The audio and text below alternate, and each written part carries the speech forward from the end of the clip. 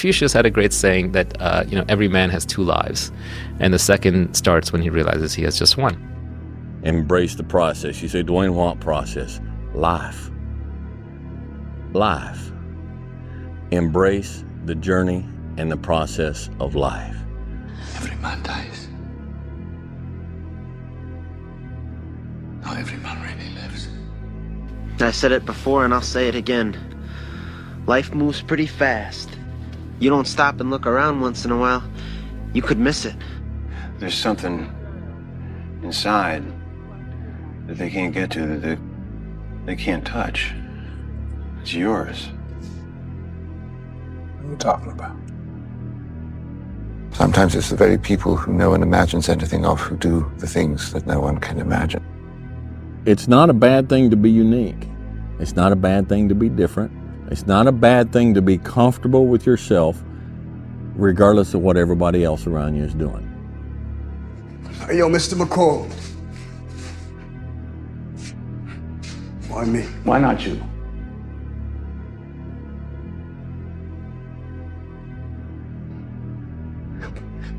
But why me? Let's find out together. No amount of money ever bought a second of time.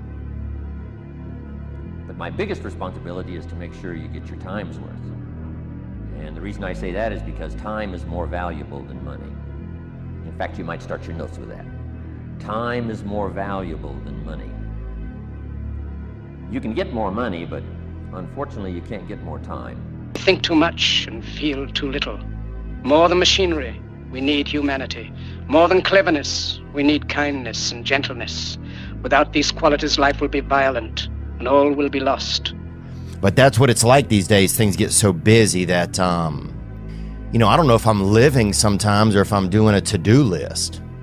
And then I don't know whose to-do list it is sometimes. I don't know if it's my own things that I want to be doing. Is it things that I feel like people want me to be doing? Like, whose expectations am I living up to? Or am I chasing? Or am I trying to fulfill? That's what I wonder sometimes. If you make yourself more than just a man, if you devote yourself to an ideal, and if they can't stop you, then you become something else entirely. Which is? Legend, Mr. Wayne. And you matter, alright? There's always gonna be somebody that cares about you. And you're a good person, no matter what people say, you matter. Like, I don't know what they're doing, they're running away and stuff. I'm just trying to say that you matter, man. Or girl. Whoever you are, you matter to someone. Just keep that in mind, don't forget that. I'm not ready. No one ever is. We don't get to choose our time. Death is what gives life meaning, to know your days are numbered. But I'm gonna remind you, anyhow, life is hard. Okay, fellas, life is hard. It's always been hard from the beginning, and it will always be hard. The Bible says man's days are few and full of trouble. But see, the disappointments come. Those are normal. That's part of life. But the question is, how do you handle it? How do you handle the coming winters and the disappointments and the downtimes? Well, you can't get rid of January by tearing it off the calendar. But here's what you can do. You can get stronger, you can get wiser, and you can get better. The winters won't change, but you can. And that's how life changes for you. See, before I understood, when it was winter, I used to wish it was summer. I didn't understand. When it was hard, I used to wish it was easy. I didn't know. And then Mr. Schoaf gave me a part of his very unique philosophy when he said, "Don't wish it was easier, wish you were better." See, that triggered my whole life change. Don't wish for less problems, wish for more skills. Don't wish for less challenge, wish for more wisdom. That's the key. You have to jump. Every successful person has jumped. You got to jump. You got to take a leap of faith. You got to dash off that cliff, and you got to jump out there as far as you can. Always afraid to take the first step because all you see is every negative thing 10 miles down the road. You gonna take the professor's side on this? Don't give me a line of shit, no. Look, I didn't want the job. It's not about the job. I don't care if you work for the government. But you can do anything you want. You are bound by nothing. The clock just keeps ticking down, and the lower that number gets, you realize how fucking amazing now is. The present is a miracle, bro. You gotta move on.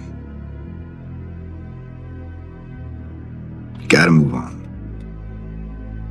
Forgiveness starts here too. Forgiveness liberates the soul. It removes fear. That is why it is such a powerful weapon.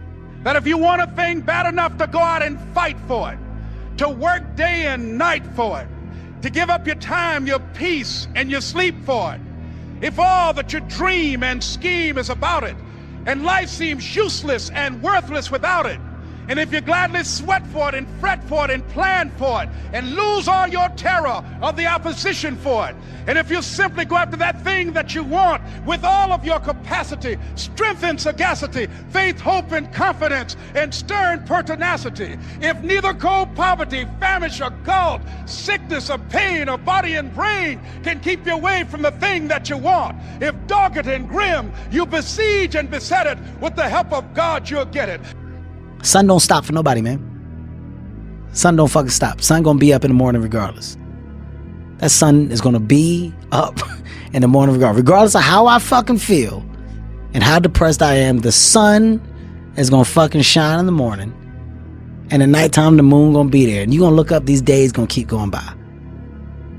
So do you let the days go by and look up and you done wasted a year doing what? Or do you just pick it up?